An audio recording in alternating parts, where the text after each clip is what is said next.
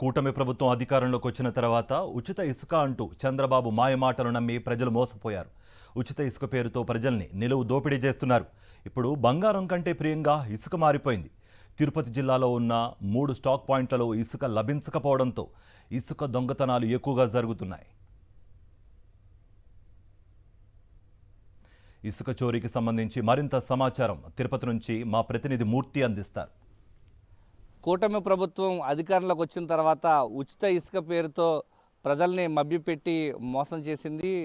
ఉచిత ఇసుక అంటూనే వేల రూపాయలు దండుకుంటూ ప్రజలను మోసం చేస్తున్నటువంటి ఈ సర్కారు క్షేత్రస్థాయిలో ఉసుకే బంగారం అయిపోయింది.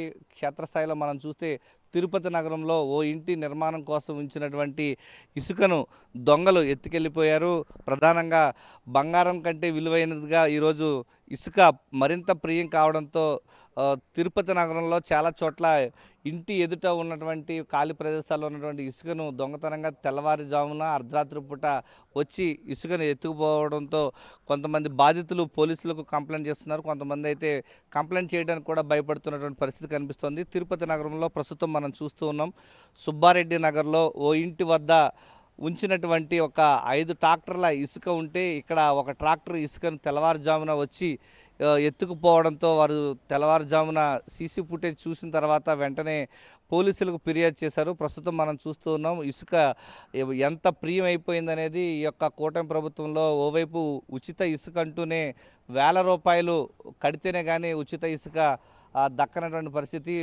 వేల రూపాయలు పెట్టి ఇసుక కొనుగోలు చేస్తే ఇంటి వద్ద ఉన్నటువంటి ఇసుకను అర్ధరాత్రి పూట కొంతమంది ఆగంతకులు వచ్చి ఎత్తుకుపోయారంటూ వారంతా కూడా ఆగ్రహం వ్యక్తం చేస్తున్నారు. ప్రధానంగా కొంతమంది టీడీపీ నాయకులు ఇసుకను కొన్ని చోట్ల పెట్టి డంపింగ్ చేసుకుంటూ వారంతా కూడా సొమ్ములు చేసుకుంటూ ఉన్నారు. ఈ క్రమంలోనే ప్రస్తుతం మనం చూస్తున్నటువంటి ఈ ప్రాంతంలో ఇసుకను ఎత్తుకుపోవడంతో వారు ఫిర్యాదు చేశారు పోలీసులకు. అలిపిరి పోలీసులకు ఫిర్యాదు చేశారు. ప్రస్తుతం బాధితురాలు మనకు మున్రత్నం మనకు అందుబాటులో ఉన్నారు. అమ్మ చెప్పండి, ఏం జరిగింది? మీ ఇసుకు సంబంధించి ఎన్ని గంటలకు చూసుకోవడం జరిగింది? మేము తెల్లవారుజాము 4 గంటలకు లేచినాము. ఇసుక లోడ్ ఎక్కుతా ఉన్నింది. ఎవరు ఎత్తుకొని వెళ్ళిపోతున్నారు. అరుస్తుంటే కూడా వాళ్ళు పట్టించుకోవడం లేదు. అసలు మేము అడిగితే వాళ్ళ వానర్ ఎత్తుకోమని చెప్పినారంట.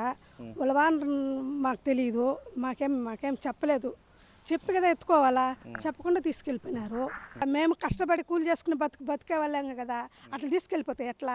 టీడీపీ వాళ్ళ మీద చెప్పి మమ్మల్ని బెదిరిస్తూ ఉన్నారు. ఏం చేసుకుంటే చేసుకోండి, మేము మా వానర్ చెప్పాడు మేము తీసుకుపోతున్నాము అని అంటున్నారు. కూటమి ప్రభుత్వం అధికారంలోకి వచ్చిన తర్వాత ఉచితంగా ఇసుక అందిస్తామంటూ చంద్రబాబు నాయుడు చేసినటువంటి మోసపూరిత హామీల్లో ఈ ఇసుక విధానం కూడా ఒకటి. ఉచిత ఇసుక అంటూ లక్షల రూపాయలు పెట్టి కొనుగోలు చేయాల్సిన పరిస్థితి, వేల రూపాయలు పెట్టి కొనుగోలు చేయాల్సిన పరిస్థితి ఈరోజు కూటమి ప్రభుత్వం అధికారంలోకి వచ్చిన తర్వాత నెలకొని ఉండటం. ఇంటి ముందు ఉన్నటువంటి ఇసుకను అర్ధరాత్రి పూట కొంతమంది దొంగలు ఎత్తుకుపోయి వారంతా కూడా గుట్టలుగా పెట్టుకుని లాట్లు స్టాక్ పెట్టుకుని బయట వ్యక్తులకు అమ్ముకుంటూ సొమ్ము చేసుకుంటున్నటువంటి పరిస్థితులు తిరుపతి నగరంలో కనిపిస్తున్నాయి. కెమెరామెన్ నెల్లైతో విజయమూర్తి, సాక్షి టీవీ, సుబ్బారెడ్డి నగర్ నుంచి.